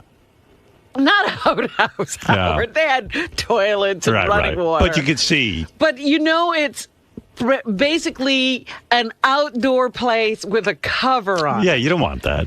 Because when you shit, you want to be private. Well, nobody else is around. Well, it's not who knows? attached to anything. It's an individual bungalow. Right. So you really have privacy, but I guess it's part of their thing to give you this sort of outdoor experience. It's not a view. It's in a bricked-in place, but the covering is not attached. I get it, because they had something like that there. Okay. Yeah. So obviously things are going to get inside. Sure. Because they had mosquito coils in there. Yeah, right. Something smoking. Listen, I don't mind mosquitoes. These ants were everywhere. But wait a minute. Yeah. So they had this big, beautiful tub, and I've been traveling all day. I feel yucky, and I look at the tub, and I'm like, oh, you know what? I'm going to run a bath and soak. What was in there with you? And it's beautiful, and it's all, carved, and you can't even see the drain because it's under something. Right. And so I turn on the water, and the water's running, and all of a sudden something hops out. What was it? A big frog hopped out of the drain, and then I was done. I was like, it's enough. All right. The frog has the bathtub. That's his. I have to take a shower. Well, yeah. Well, Beth didn't even tell me, but when she took her bath, because she likes to take a bath like you do, and all the ants floated to the top out of the bath. Oh no! Yeah, I'm telling you, I've never seen an infestation like this. So now I decide I'm going to go on a mission and find out from the other guests if they have ants. Right. So now you're doing an investigation. So I walked over to a British couple who were wheeling their kid around, and I said, "Excuse me, you're in one of ththese private homes. Do you have ants?" They go, no, mate, we don't have any ants. And the woman goes, oh, I'm so sorry. I go, where's everyone so sorry? She goes, I go, yeah. I go, I don't know what's going on here. So anyway, the place was very upset that I was upset and that I was leaving early. All right. So they said, look, if you're leaving early, fine, but let us move you again. Well, I was up for it because I didn't want to breathe in this ants, stuff. Yeah. Never mind the ants. That stuff I'm breathing in, I'm waking up. I don't wake up with headaches. I don't get headaches. Right. All of a sudden, I'm the guy with the headaches. So they moved us again, and we had to unpack again. We get into the new place. That was nice. That was fine. No ants? Well, a normal amount of ants. Like just ants crawling out of your sink. Okay. Which didn't bother me now because I'd been in a house that had millions of ants. This only had a couple of hundred ants. So I liked that better. Wow. I was happy and relieved. No ants in the bed, nothing. So I was really happy. And I felt bad because the people were trying to really accommodate me and stuff. But I can't tell you it was relaxing. Because then I go by the pool and the fucking wind is blowing me away. Yeah, so you had the wind conditions. If you lay really low to the ground, sometimes you don't feel the wind. But it's cold, right? Yeah, it was cold. But it was almost 80 degrees, but it's still cold because it's so windy. Right, because it's windy. So then I just said, this is not relaxing me. So, and then everywhere I went, I thought I had ants all over me. So when we went to dinner, I would figure, oh, maybe there's ants on the couch. I better check and... Everybody got a flashlight, and so I'm sure they were fed up with me because I was complaining. But I said, "You can't rent this house to people. It's full. They should be condemned." I don't understand how that could be going on. Yeah.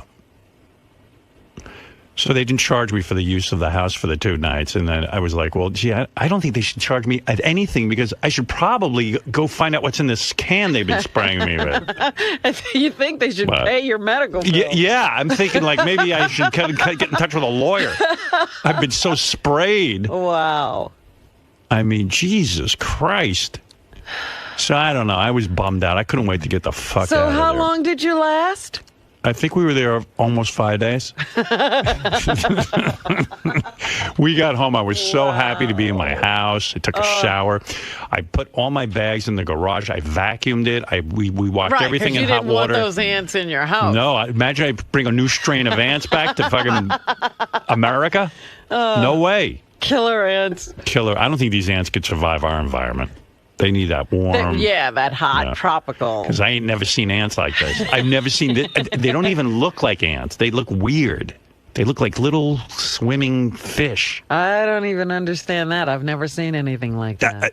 I think I discovered a new species. They should have your name. Yeah, I don't know. And listen, I know many people who go. I go, do you think Bruce? So I say to Bruce Willis and Donna Karen and Keith Richards are living with these fucking ants? I don't think so. I mean, what's going on here? This is crazy. Some goddamn vacation I had. So, I mean, did they have restaurants and all that stuff in this place, or did you stay in the house? No. In the house. I'm not eating anything in that house. I said, can you deliver fruit and nuts to the house? So even with the ants, they keep delivering the fruit and nuts. I go, stop with the fruit and nuts. The ants are going to attack me. I took all the fruit. I shoved it in this little refrigerator they had where your water's supposed to be. Right. And then, that's another thing. They don't have water. They've gone green, so they hand you a fucking bottle, a plastic bottle that you can keep refilling with water. From where? I don't know. I said, I want bottled water. They go, it is bottled water. You don't understand, we're gone green. I go, I'm green. I'm green from the shit you're spraying me with. Just give me a fucking bottle of water. Give me Fiji water. Wow. I'm not, you know what? It's not for me, this traveling. I don't like it. Well, somehow you would wind up in a place where, of course, you couldn't handle it. We used to go to Mexico. I like that. I'm going to go back there. They started blowing up Mexico with their drug wars. That's what happened. We went to this place in Mexico I love. Then I open up the paper. They're kidnapping everybody. I go, how the fuck am I going there? You know they're going to take me. My luck. So I stopped going there. So I try to find a new place. I go, ooh, only a 3-hour plane flight. Yeah, you were crowing about your plane flight. Only 3 hours. Yeah, well, I kept saying to Beth with this. I said, you understand, the closer you are to America, the worse the weather's going to be. Yeah, it's going to be you can't even plan on the weather. I said, don't expect the weather to be great. Yeah. And she was sick of me saying it, like I was annoying her. And then we were there and the weather wasn't great. She was trying to pretend like the weather was great. I said, do you remember what I said? It's iffy. Yeah. My mother used to go, when we go to Florida to visit your grandfather, remember the weather's iffy. So, that's in my head. So I always go, the weather's iffy to Beth. And me, you could tell the word iffy was just fucking making her mental. I go, I told you the weather's iffy. Iffy biffy. Dippy fippy. Bippy dippy. Whatever that is. So that was my vacation. But then we got home and we had Christmas tree, Now that I'm married to a shiksa, I have Christmas. Sure. We had the cat. The cats love the tree. They sleep under the tree. And it was very, very perfect. And we just hung out and did nothing. I was so fucking happy. Just hung out. I played chess. I watched movies. And I was so grateful to be in America with movies and comfort and clean. And I love America. It is clean in other places. No. I love America. People are lovely. I actually took, because there was no television in this place I went to. They really, you're there to rest. I'm good with that. You're not supposed to be inundated with bad news and all of that. Can you have internet? There was Wi-Fi. Then I'm fine, as long as I can play chess. And I got them to bring me a TV and a DVD player, and I had brought a bunch of stuff with me. Wait a second. What? What do you mean you brought a TV? I didn't bring a TV. They brought a TV. You can't do that. And there's no television, but I could play DVDs on it. So. Yeah, but you're not supposed to be distracted from your enemas and not eating. That's awful. Nothing to do but be distracted from that. Any romance on the vacation? No, it was alone. Romance? No, I mean, any single guys there? I wouldn't know because I was there to just rest. I mean, you wind up in the steam room with somebody, but you don't know who they are.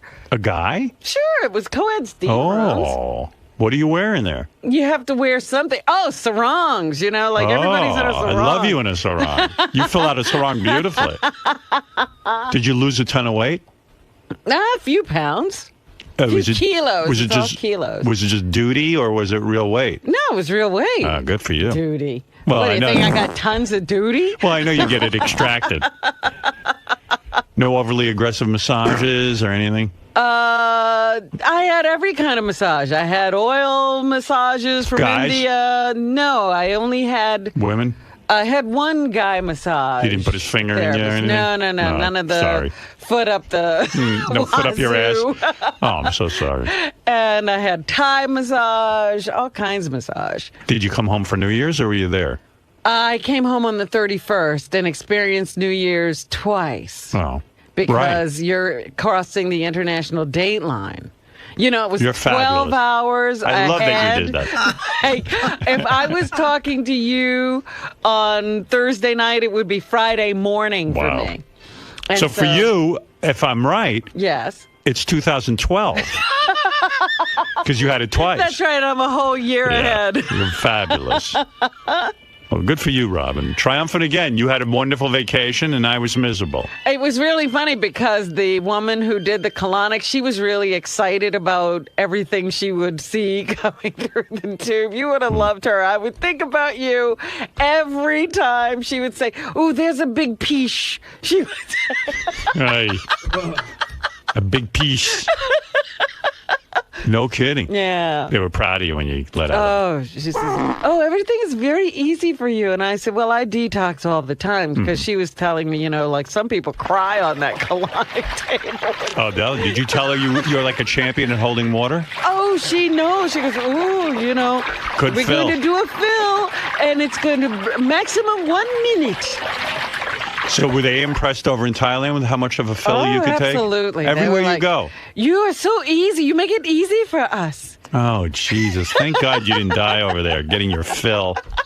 I heard it can make your colon explode. Oh, come on. I've seen there were tons of people there, all in really horrible shape. No colons exploded. Would have been great. Like I open up the paper and it turns out there was a big flood in Thailand because Robin let out her fill. Oh my goodness. That's some fill. No kidding. When I was on that island, then the guy goes, "You want to see a house that's for sale?" I go, I said, "Yeah, let me see that house." I go in there, I go, "Any ants?" He goes, "No ants in this house." I go, "Well, how much money is The this ants house?" are extra. This is so you could be neighbors with Keith Richards, Bruce Willis, and Donna Karen. You could buy in on the island. I go, "How much money for this here house?" "Oh, $9 million." I go, $9 million? Are you kidding me? Well, that's probably because it has no ants. Yeah, what was the house you were in? It was only 5. Yeah. Well, that one, $2 million. You got to live with ants. Oh, man. What can I do for you? So, Robin, you tend to use your vacations as a time to explore new things, to take on new challenges, to put yourself in places that you're not typically comfortable. I was very comfortable in Thailand. Well, I mean, it's a very exotic vacation compared to what most other people did around here for the break. You mean like stay home? Yeah. Visit your family? Yeah, New Jersey isn't as Do the exotic thing as you've been Thailand. doing all of your life. Exactly. But you seem to enjoy yourself nonetheless. Yes, I do. However, when Howard goes away, he always tends to just want to be back home. Well, how is it when you start a vacation with "I really don't want to go"? Do you really think it's going to work out well? Right, so it's a question of attitude, regardless of the ants and everything Well, he I encountered. think that you sort of set yourself up to have a bad time when you say, "You know what, I really would rather stay home. I really don't like to travel. I really don't like to fly. I hate to be in strange surroundings. I hate to be involved with strange people." I don't know how it could ever work out well. So negative attitudes breed negative actions. Like the ants might have been brought on by his I don't his know that he perspective. can create ants. Maybe that's what they're But ultimately attracted to. It would, who knows? He might have seen 2 ants that turned into 10 million in his eyes. Again, I went to Thailand and there were a few pests. There were, geckos and frogs in my bathroom, but it was kind of funny and I enjoyed it. And I said, well, that's the way things are here. So you obviously enjoy stepping out of your comfort zone, whereas he just wants to be in I there. have no comfort zone. Why would I be uncomfortable anywhere unless it was uncomfortable? See, I don't know that Thailand is uncomfortable. You've got that wanderlust attitude. I like it. I like to see how other people live. I like to meet people from different cultures. It's fun. Now, do you think Beth will ever help him, see it your way? Because she seems much more adventurous. Oh, she has told me she would love to show him Europe. She would love to go on gallivanting vacations with him to different places, but she doesn't ever think it's going to happen. And do you think this Turks and Caicos experience has officially shut the door? This was another reason Howard will have for why do we have to leave? Now, where next for you? Next time you go on a break, where are the adventures of Robin Quivers taking you? I don't think that far in advance. You think I think that far in advance? I should know otherwise. With your adventurous attitude. Absolutely. I hardly made it to Thailand. I was booking this trip so late. Wow, I like it. Lou Henner, Mary Lou, of course, used to be the star of Taxi. That's right. She's written a whole bunch of health books. She used to fuck John Travolta. I remember that. I mean, bang. She talked properly about that. Well, she loves sex. She admits that. Loves sex, loves the smell of a man, loves the taste of a man. But more importantly than anything, which I'm shocked. Hi, Mary Lou. Hi. I'm more shocked than anything that all the times I had you on the show and spoke to you, you never mentioned this autobiographical superpower you have. Well, it's so weird because, I've always had it. I've talked about it a lot. I was on Bob Costas talking about it in the Today Show, in different shows. People would ask me about it. But, I never knew it was that unique. The whole 60 Minutes thing has surprised me probably most of all because I had no idea it's being considered a superpower. It's crazy. That means, according to the piece on 60 Minutes, which I saw, Mary Lou's brain is one of only 6 that they know about in the world. Her brain So is far, actually, yeah. It's actually larger than most people. Have you ever been tested IQ-wise? I'm sure when I was little at school, but I never knew what it was or anything. Were you super intelligent in school? I was. I was very smart in school. I was one of those good little Catholic school girls. I got 4 scholarships to go to the University of Chicago. I was, Wow. You see, it seems like... But that has nothing to do with it because a lot of the people, in fact, the first woman who came forward, she talks about the fact that she was not a good student. Some of the other people in the group felt like they were not good students at all. They've only found that 6 people in the world so far have this ability.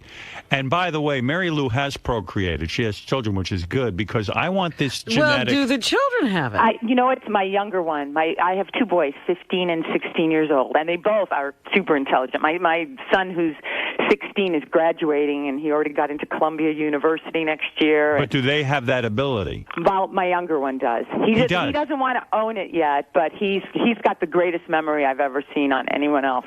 But does he have autobiographical memory? He can tell you, he doesn't have he can't say, a certain day was a Monday or Tuesday and things like that.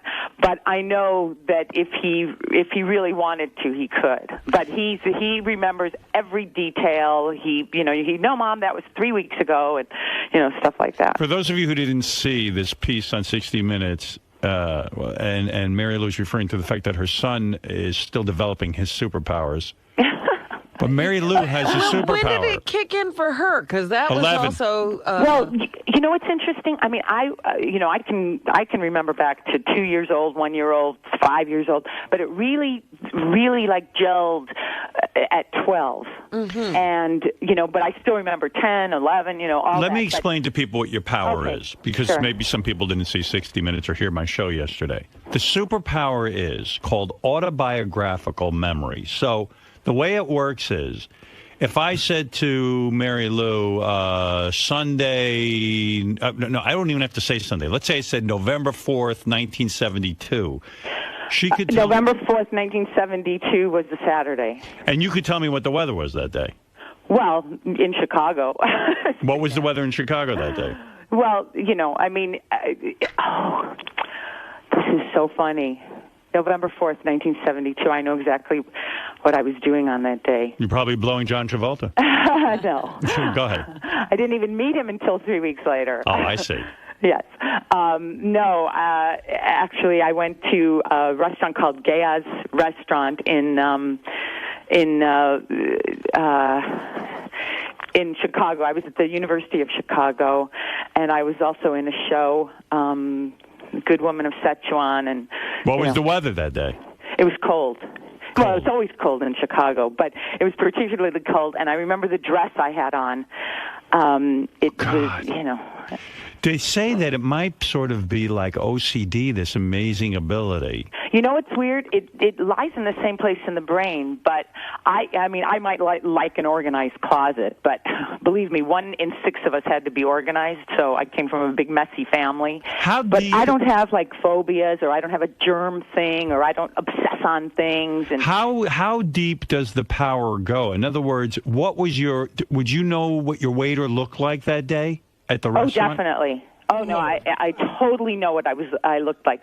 Oh, you know what's so funny is that I can tell you like what I weighed, who I was dating all the time, what I was wearing, what I was doing. And it's funny because I was practically a grown up before I realized other people couldn't do it. Do you remember? And do you remember everybody's name? Names, it's like I remember. It's very experiential. You know what I'm saying? It's like Right. I'm in my body when I think back to it. I see myself at a party that night. I see myself at this restaurant that night. And I feel like I'm walking through the crowd, or I'm talking to somebody, and so. But when I mention a date and I say to you such and such a date, and then you go, "Oh, that was a Sunday." What do I see? No. When you say that was a Sunday, in other words, you don't even have to go through a process. You just know that was a Sunday, that date. Well, How does that work? I don't know. In the 60 Minutes, when my son was asking me dates, because what's funny, I spent 4 days with 60 Minutes, so you can imagine what I went through. In fact, one of the days, I ended up answering. They gave me every memory test known to man. I mean, every test that has ever been conceived to test somebody's brain. So it wasn't just about autobiographical. It was everything else: visual, sequential, numerical. Every single test that has ever been designed. Do you have to? Let's say I said to you, "Give me Bob Smith's phone number." Would you? Well, phone numbers have always been easy for me because I can always associate them with dates. So you don't need a Rolodex. In other words, if I say anybody's phone number, as long as you've processed that number in your head somewhere, it'll come up. Yes. Oh, my God. Do you remember what happened to us, me and you, in July of 98?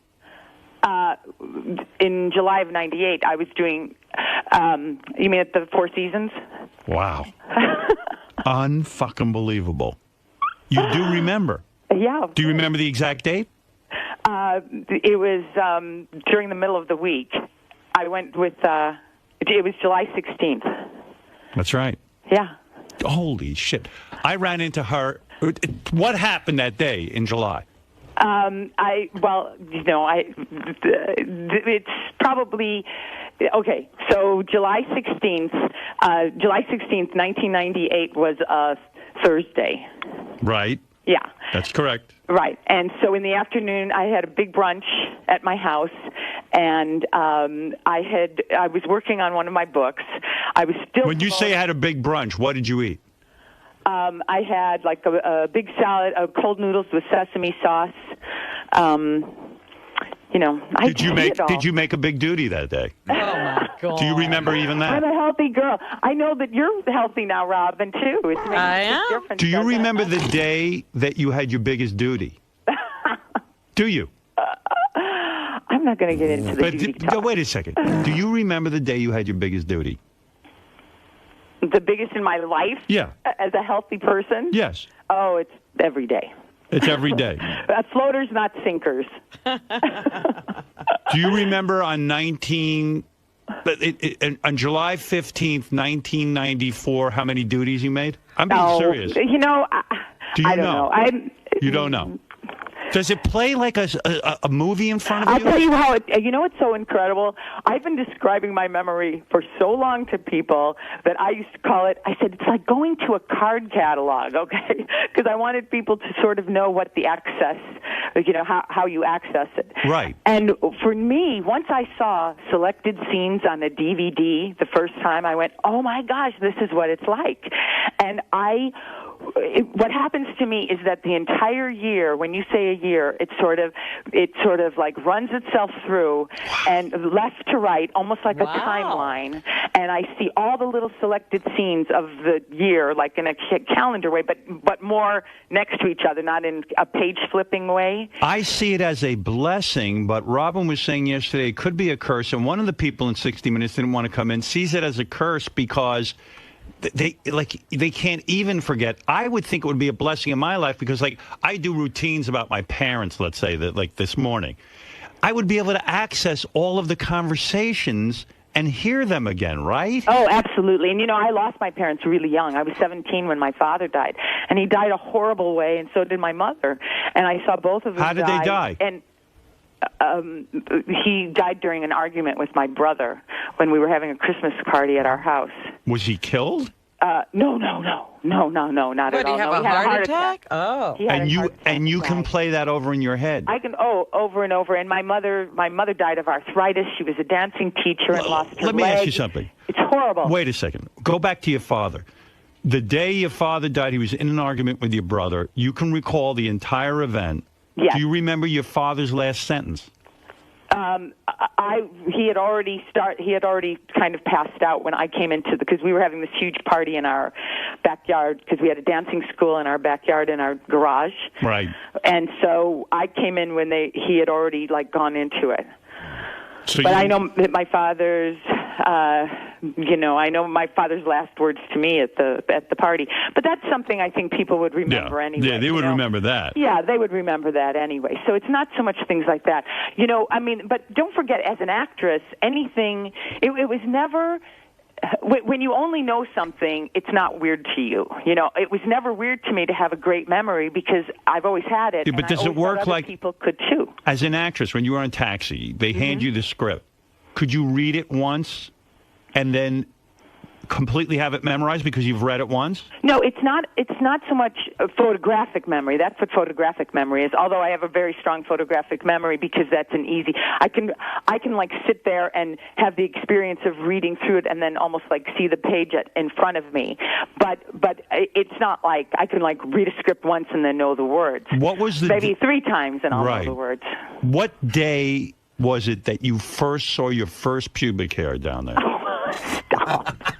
I'm serious. I know you really have to veer this conversation. No, I want to know because I don't remember. No, I don't remember that. You don't remember that? Isn't that funny? Well, do you remember the day you got your period? Do you remember? One that sprouts out. Do you know what I'm saying? It's what was the day? You go ooh, that's it. Stuff like that. What was the first day you had an orgasm? Gosh, then the person will know who. No, I'm kidding. Go ahead. I'm not telling you that. Why not? Because you were never uptight about sex. What? When did you get uptight about sex? No, maybe because I have teenage boys. How about that? So what? Who cares? I have a 15 and 16-year-old. No, I don't have to go into that. When did you have your first orgasm? Do you know the date? I do. Right, what about when you got your period? Was that a shocker? And where were you? And the whole thing. What was the date? Your period. Wait, better yet, what was the date? the first time you swallowed a man's... Oh, I know that for sure. Go ahead. What's the date? I'm not letting this veer off into that. Come on. You want to talk about some of the other stuff? All right, how's this? How's this? What? What was the weather like on the day you first swallowed a man's nice. jism? Beautiful. It was beautiful out. Beautiful. And was it daytime or night? was it night or day? Evening. Evening. Don't forget, I'm a good Catholic schoolgirl. We All do right. everything. No, Here's a test. penetration's the mortal sin. Everything else is venial. So we get good at the venial stuff. Mary Lou Henner, you appeared on my show 4 times. Give me the 4 dates. Oh gosh, 4 times. Let's see. Well, first of all, do you know that I was supposed to be on your show Friday, September 9th of 1994? What happened? I was in New York. I didn't make it because my little boy, he was 5 months old at the time, he was sick. But it had nothing to do with the fact that the day before you were kind of nasty to my good friend Fran Drescher. I don't know if you remember that. I don't remember. I'm friends with Fran. Yeah, she's a doll. Yeah. She's a great girl. Okay, so I did end up on the show a couple weeks later talking, and that was September. It was Friday, September 23rd of 1994. So see, you never appeared on a Friday. What? It says the first time you appeared on the show. Uh-huh. You say September? Yeah. What? Howard, these are what she phoned in. These are all. Oh, these are phone. Oh, yeah. Jesus, Gary, Oh, she's right, and we're wrong. We're wrong. These are phoners? But I remember in when you came to L.A., yes. And I had to come super, super early in the morning. You're right. Yeah, and it was at the Comedy Store, I think. Yeah, wasn't it? You were in that, and I remember Robin, was in like a funny little boothy thing, kind of thing. Do you know let me just understand this. Do you understand the 4? Can you recall the 4 days that you called into the show? I think I can. I mean, I'm not 100% sure because, it's a phone call, so I'm standing in my kitchen or my bathroom. This is insane. Wait, you got to hear this, Howard. So we went through the logs yesterday, and we couldn't find when she was in studio. Right. And it was making us crazy, so we couldn't find it. September 23rd, that day she's talking about, Jason just went look back. Her name's spelled wrong in the log. She's right. We're wrong. Wow. That's crazy. That's crazy stuff. This is crazy. I should have made love to you. Oh, my gosh. This is such a mistake. You would have remembered that. Was there any opportunity for you to make love to her? What are you talking about? I think she wanted it from me at one point. I always found you sexy, Howard. You know that. I think I could have gotten her. Judith Regan and I always talked about how much we loved you. Always. Man. Do you remember the first time? I remember the first time I met Judith. No, but wait a second. Give me one of the dates that you called into the show. Let's see. Also, let's see. Tuesday, April. It was in '96. April 30th. You are completely correct. Oh, wow. This is insane. Do you realize the superpower this woman has, and that eventually what can you do with it? This is a well, I'm mutation. writing a book about it because I know I can help other people. Because I don't want to do this just like let's bring out the little wind-up toy. That's right. So not what I want to do. Uh-huh. I'm all about helping people, and I know that the scientists are going crazy over this because they feel like it's going to be great for Alzheimer's and other brain problems, et cetera, and just tapping into something that's never been tapped into before. And so in my book, which comes out in May, so I'll definitely come on again and talk about it, I'm talking about what it's like to not only be in this head, but also how to help other people learn how to access information, store it, and then retrieve it. Really? Because, you could teach somebody to do that. I teach classes at marylou.com, and I have memory classes. I have a focus group. I know. Yeah, but you've got that brain. We don't have that. Yeah, but it's also the brain is a muscle, and so the more you can't. I could have all the muscles in the world. I could never do what you do. I can't turn anybody into this. I know that. You're amazing. but it's definitely something that that you can. I just spent a week with my sister, so I know some of the things that she'll refer to something, and I'll say no, it was this day, and then all of a She sudden doesn't other have the things come power? up. She doesn't have the power. Everybody in my family is really smart, and they have great memories. I heard she can turn invisible. Is that true? You got the memory. She got invisibility. She got invisibility. Oh, that's a nice one to have. And her love dad used to be that able to one. run really fast. Oh my gosh, that would be your favorite. And what? Oh, and your mother died horribly too? Oh, my mom was a dancing teacher. We had this dancing school in our backyard with 200 students between the ages of 2 and 80, including the nuns who came over for stretch classes because we lived next door to a Catholic church. Yeah. And my mom also ran a beauty shop in our kitchen with 25 women from the neighborhood. No wonder she died young. She was exhausted. Yeah. And so anyway, so she was incredible, and she had this dancing school, and then after my father died, the stress just took over her body, and she ended up having horrible rheumatoid arthritis, and she died from the complications of it and ended up losing her leg, and it was terrible. It was awful. No, terrible ways. And my parents were fabulous people. They created this environment for our neighborhood that people still talk about today, It was just this little gem right in the middle of all of it. Hey, baby, let me ask you something personal. How are you holding up? Are you looking good? Oh yeah.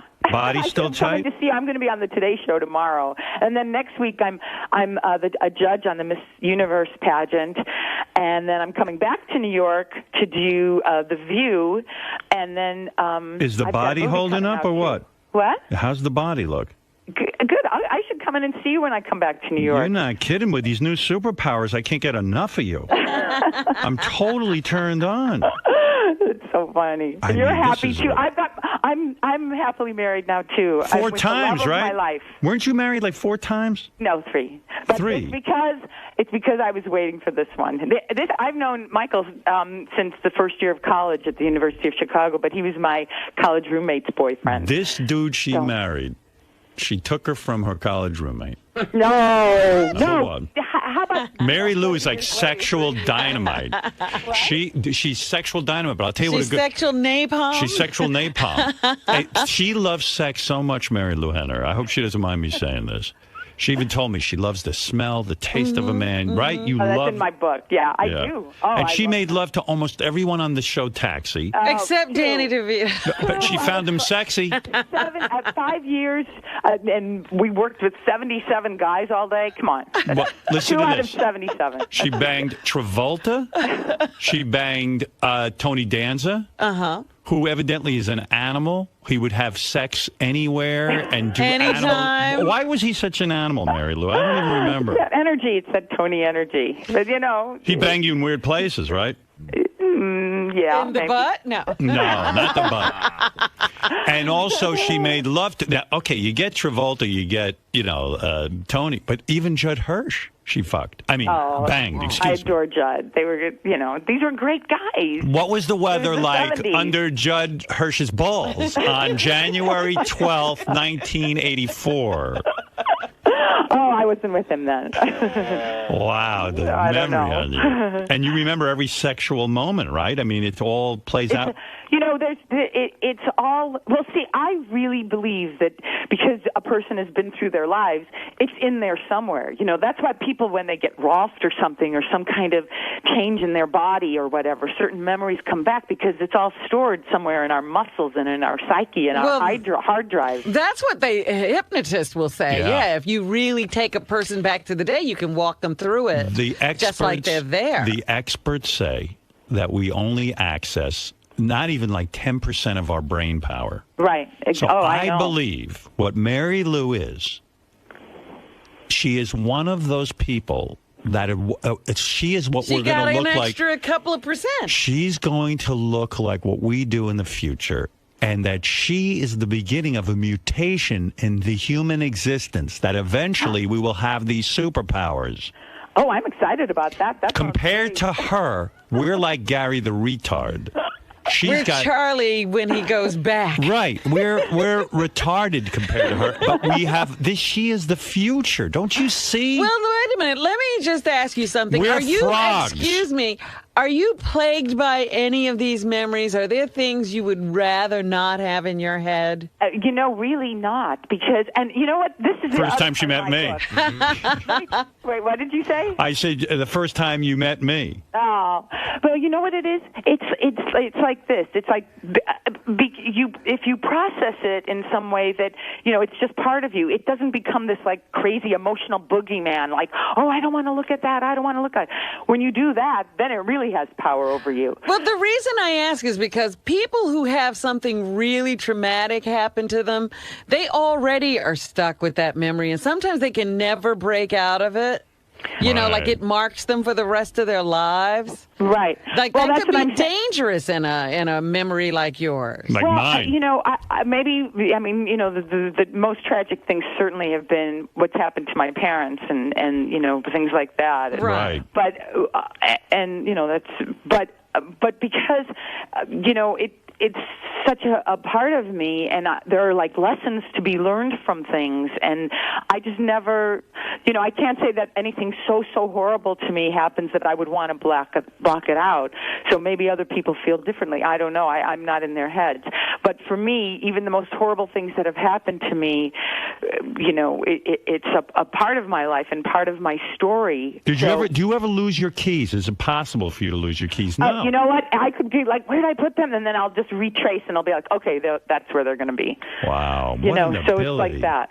I mean, this is just unbelievable to me. Thank you. Do you think your powers go so deep that, like, have you ever witnessed a crime, but they needed to know, like, a person who was standing in the background and you could draw up the whole picture of what was going on? That's never happened to me, but yeah, I could probably do that. I was involved in a deposition, and because of the details of my observations, they threw the whole case out. They changed it because my deposition was so like crazy thorough. Who was the best lover, Judd Hirsch, Tony Danza, or all different Travolta? All different. Very different. And I have different relationships with those guys, of course. I mean, Johnny and I practically grew up together. Do you know how many times, do you know every date of when you had sex with John Travolta? I know every date that I spent with anybody in my life. Wow. Let's put it that way. Do I sit and calculate them constantly? No. But could I, it's like, this is what's interesting about thinking about anything. What was the weather like the first time you made John Travolta, when you first made love to him? Oh, seriously? I know. It was actually,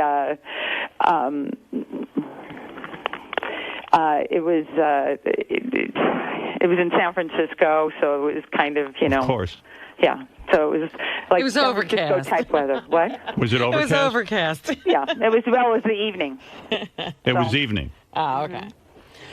You know what? I'm wondering when she, pleasures herself. You can just go. You just don't have to take a magazine. You can relive an entire Is that true? Sexual experience. Come on, but don't other people? Not in your detail. No, not the way you can. It's like a porno movie in there. Really? Oh, Yeah, it's unreal. It's like. But it's so funny, because a lot of people, when they remember things, especially now, because of photographs or because of, watching themselves from a video, when they look back on a memory, especially if it's sparked by any of those things, they see themselves in third person. Right. Kind of the way Scrooge did, where he was looking through the window and watching himself. And that's what you see? No, not me. I'm in my body. It. She's in it. That's what I'm saying. She can in my body looking relive the whole experience. It's like time banging travel. somebody.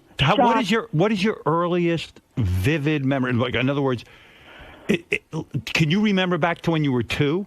Oh, younger. Not in. You don't remember in utero. In utero, no.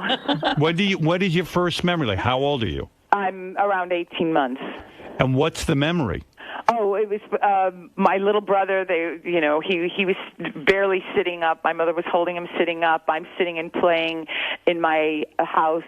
And in the apartment, we lived in the old apartment then. Can you remember the conversation around you? No. I just remember certain visuals from that apartment. And you don't know the day or anything. Well, I do remember one of my first really strong memories, but I know it because my sister was born on that day. So that was Monday, September 27th, 1954. When Judd, two all right, and a half. go back in your memory. Judd Hirsch is going to put his penis inside you the first time. What type of condom does he put on? Or I'm does not he? talking about that. Listen to me. I need to know this. You have no ability to resist my question. Oh, well, find one I can't resist. Come on, You seriously. can ask me about my husband. Oh, I'll tell you why you're a good woman. I'll tell you. I heard a wonderful story about you. This new husband that you have. Mm-hmm. This guy had serious cancer, Two of them, yeah. and she married him during his cancer. Wow. Well, what happened was, we got together, and 2 months into our relationship, he was diagnosed with 2 cancers. Most women would have split. Wait a minute. A lot of people said that, but not me. Oh my gosh, split. What kind of Finally cancer? With the love of my life, and it's like, oh my God, failure's not an option. I'm going to take him all over the country to meet every doctor I know. What was his cancer?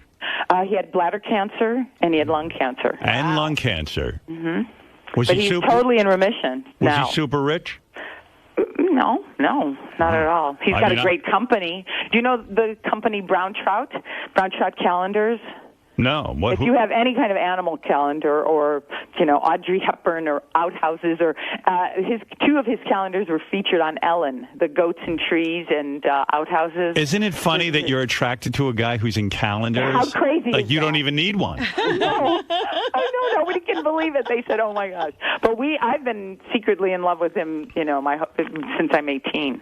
Yes. And what was the weather like when you first made love to him? And what was the date? Well, that I can tell you. Good. That I can tell you. That was March 3rd, 2003. It was Monday. First time you did anal, what was it? No, You I got to adore come my see me. husband. He's the love of my life. My whole life lined up for us to be together. So it's great. Didn't you think it was interesting on 60 Minutes that when she asked the question about it was what was so interesting is that it's 3 men and 3 women. Right. The 3 men are left-handed. The 3 women are right-handed. I mean, they did every kind of genetic testing, muscle testing. They tested us forever. Yeah, they wanted to make sure it wasn't a fraud, and it's not. I mean, No, this by is the end real of the deal. day, by the end of I told you I spent 4 days with them. By the end of my day of testing, of question testing, I had answered over 500 questions. Good Lord. And they found things from all over, and it was just like they have a test. One of the tests that they do has 60 questions to it, and most people get 0 to 3 correct. And I got 47. Wow. And the ones that I didn't know never crossed my radar, couldn't associate them with anything. And that was just like that was like a memory test. It is for amazing. dates and stuff. It's amazing. I'm amazed by it. You know what? I think a lot of people will come forward, and they're going to find a lot more of us. I mean, a lot more. I'm sure. I'm sure it's not as phenomenon. I'm going to pick a random date. This will be the final question. Okay. All right. I'm going to pick a random date. And you tell me what happened on that day in history. Now, I don't know. I mean, I'm not like a history I don't mean buff. history, but tell me what happened to you that day. Maybe something phenomenal happened that day, or maybe it was just an ordinary day. Because it is autobiographical. It That's doesn't right. I necessarily understand. have to do anything with history. Because there are a lot of people who are on the autism spectrum who, and I'm not on the autism spectrum at all. But, not that there's anything wrong with that, but it's not connected to that at all.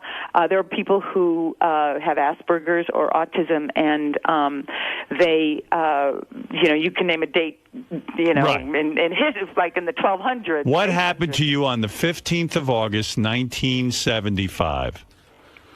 Oh, the 15th of August, 1975. I know exactly. It was a Friday.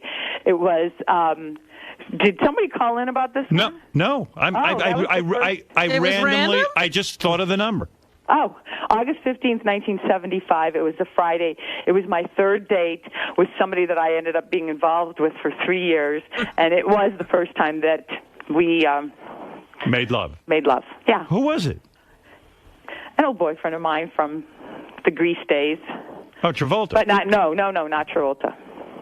No, I knew Johnny from '72. We met in 1972. And what's all this stuff? Well, he's not into chicks. He's into chicks, right? He's into me. I can't attest to anyone else. What do you think's going on there? Maybe he just likes it all. So. What do you think? What's your speculation on that? You know, he was definitely into it. So let me guess who the guy was on this. Oh, you wouldn't know. Grease guy, no, Jeff Conaway. Jeff Conaway. No. Jeff and I were always like brother and sister. Well, no, I got to tell Jeff you and I. something. This is very impressive. Oh, thank you. I am very turned on by you. Hey, Howard. What is I'll it, come Benji? and see you when I come back. Yeah, you got to let me look you over. I want to see how you're holding up. Okay. How old are you now? I'm 58. 58? Yeah. You don't have to come see me then. Oh, okay. You're like, no, I'm just joking. So funny. You're 58 and you're holding up good, huh? I'm holding up good. Well, you know, it's that vegan diet. You know, it's good. That plant-based food, you know. I know you can remember anything, but don't remember 58. I try to forget that. You try to forget that one. What is it, See, that's the Benji? problem. You can't forget I'm going it. to live a long, long time. Hey, I'm Mary Lou. happy. Mary Lou, What? when you say like you can remember, like you can see what happened at 18 months, can you actually remember thoughts in your head? Yes. Like what were you thinking at 18 months? I was thinking that, you know, I wanted to help her hold up my little brother. And I was thinking, you know, like the day my sister was born, I can remember thinking I can't wait to play with her. And I can remember actually before, that was like a very vivid day, but I can remember even before that because I loved to sing. My whole life I have loved to sing. Do you have any belief or do you have any memories of a past life?